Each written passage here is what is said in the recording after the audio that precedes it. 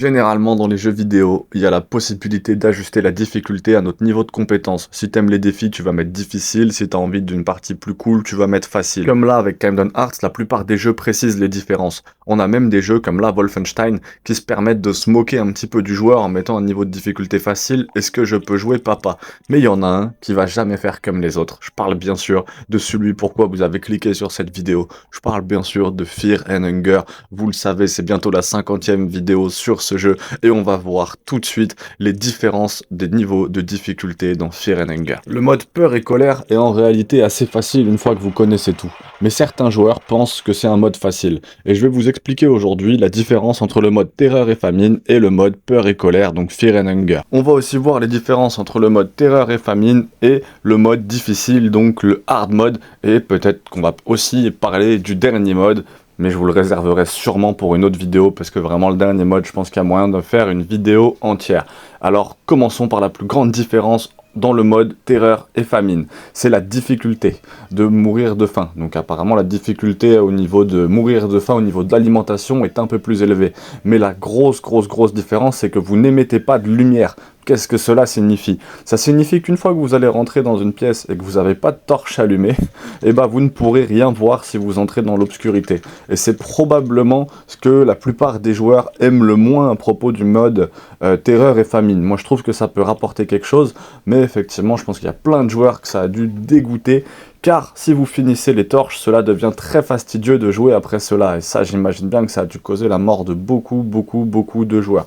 Il y a quelque chose aussi qui a dû dégoûter les joueurs et qui a dû probablement causer la mort de beaucoup de joueurs. C'est que si au début, vous entrez par la porte principale, les chiens vont vous suivre à l'intérieur. Et ils sont très rapides. Donc à moins que vous soyez capable de les bloquer dans un angle ou de les juke, ils vont vous attraper et vous vaincre. Nous sommes sur un bon départ. Passons à autre chose. Alors, vous vous souvenez des miasmes? Il y a une vidéo sur le fonctionnement des miasmes, je ne l'ai pas encore fait, il faudra peut-être que je la fasse pour vous la présenter, mais dans le mode Fear and Hunger, l'événement de miasme ne se produit que si vous avez moins de 49 d'esprit, de mind. Moi, c'est un truc qui m'arrive quasiment jamais, je fais en sorte de rester au-dessus de 49 de mind.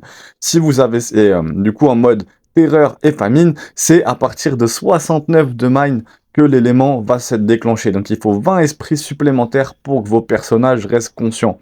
Donc c'est quand même très important, c'est-à-dire que votre barre de mind, votre barre de santé, hein, grosso modo, de santé mentale, et ben c'est pas 49, c'est 69. Donc ça complique encore la difficulté du jeu, avec en plus les torches. Gros changement aussi au niveau des barils de nourriture. Tous les barils de nourriture du jeu ont 25% de chance de vous donner un aliment de rongeur, donc un objet de rongeur. Qu'est-ce que c'est? Donc en plus, différents aliments peuvent être comme ça, des objets de rongeur. Qu'est-ce que c'est? C'est un objet qui va t'empoisonner lorsque tu le manges. Donc c'est vraiment comme la fiole du marchand, le marchand qui te vend une potion de soin qui soigne pas. Et bah là c'est pareil, t'as une chance sur 4 d'avoir un objet qui te soigne pas et qui en plus t'empoisonne. Autre point très important que j'ai pas précisé dans mes vidéos guides sur comment battre, mais dans les guides sur comment battre, parce que je suis à chaque fois en difficulté Fear and Hunger, mais en terreur, en famine et terreur, les personnages ont bien plus de PV. Donc par exemple les gardes ont je crois 20 ou 250, apparemment 250 PV en plus sur les bras. Donc ça va vraiment vous compliquer la tâche et comme si c'était pas assez compliqué, si vous n'avez pas le plan d'évacuation, donc l'escape plan, donc que vous choisissez avec le mercenaire, hein, souvent, peut-être que d'autres personnages l'ont aussi, si vous n'avez pas le plan d'évacuation, eh ben, vos chances de vous échapper en faisant juste run sont encore inférieures à la difficulté Fear and Hunger de base.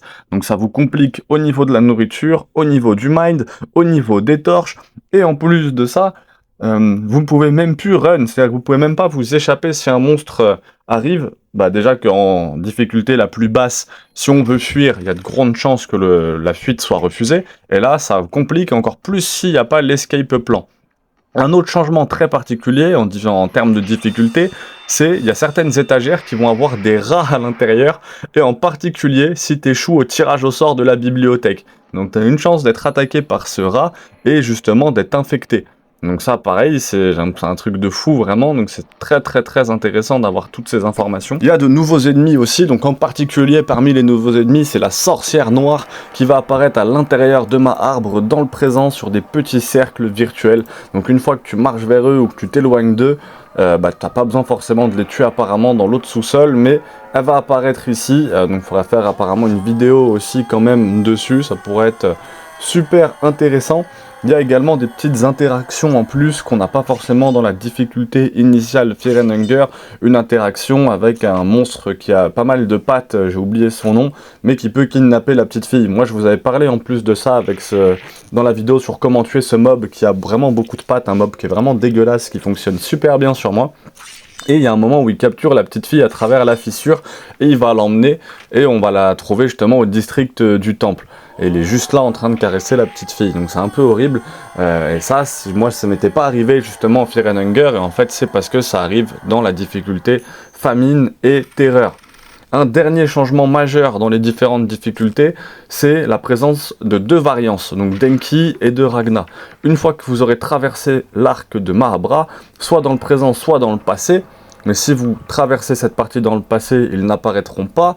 Ces variations sont le mariage d'Enki dans le sous-sol, j'en avais entendu parler de niveau 7, donc tu as effectivement Enki qui va se marier dans le sous-sol uniquement dans ce mode-là, et le cerveau de fleur de Regnva, dans le fourré niveau 3, le niveau de l'arc. Alors là je sais pas exactement ce qu'il a voulu dire, gros big up à Frappolo 94, vous remarquerez que cette vidéo est fortement inspirée de lui, qui avait aussi parlé des différences de difficulté sur Fear and Hunger, donc là je sais pas exactement ce qu'il a voulu dire, je vous invite à aller voir cette vidéo et à laisser éventuellement en commentaire. Et on va également voir les différences avec le mode difficile, donc tout ce qu'on a vu là sur le mode terreur et famine, c'est appliqué dans le hard mode, dans le mode difficile.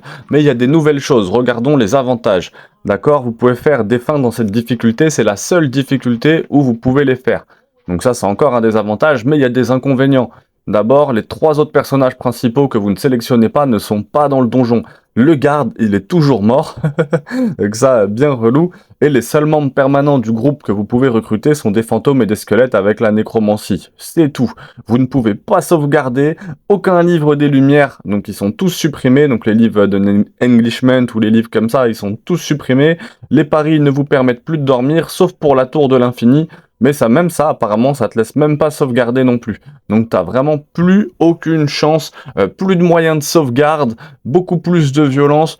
Donc c'est vraiment encore plus dur, hein. Le hard mode, c'est vraiment un mode qui a l'air d'être vraiment très punitif. Donc voilà pour les 3 difficultés classiques de Fear and Hunger. J'ai pas encore essayé moi personnellement les autres difficultés, je suis resté sur le plus simple. Mais là ça me donne bien envie d'essayer justement le mode famine et terreur, et peut-être même le hard mode, donc j'hésiterai pas à les essayer. Bien sûr, d'abord je pense peut-être essayer de me lancer sur Termina, hein. Termina, je sais que vous l'attendez avec impatience, et j'ai bien envie de voir à quoi ça ressemble, donc là je vais vraiment me lancer dessus. On va mettre ça de côté. Et il reste plus qu'une chose, c'est le dernier mode. Donc le dernier mode, une fois que vous l'avez débloqué, en fait c'est surtout un simulateur de rencontre dans l'univers de Fear and Hunger. Donc les personnages peuvent être datés, hein, du coup.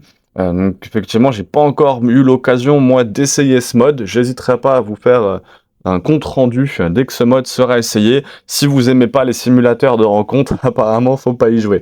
Mais ça peut être très sympa, moi, un simulateur de rencontre dans le mode de Fear and Hunger, donc je mettrai un petit coup d'œil et je vous dédicacerai une vidéo avec ça. J'espère que cette vidéo vous aura plu. Merci à Frappolo94 parce que sans lui, j'aurais pas pu faire la traduction. N'hésitez pas à aller regarder un peu ce qu'il fait. Si vous avez des questions, laissez un petit commentaire, abonnez-vous, pouce bleu, force à tous.